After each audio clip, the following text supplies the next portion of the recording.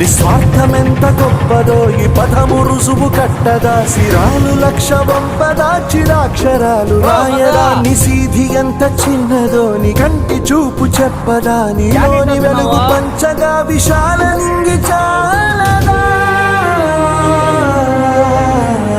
మనుష్యులందు నీ కథ మహర్షిలాగా సాగదా, మనుష్యులందు నీ కథ మహర్షిలాగా సాగదా.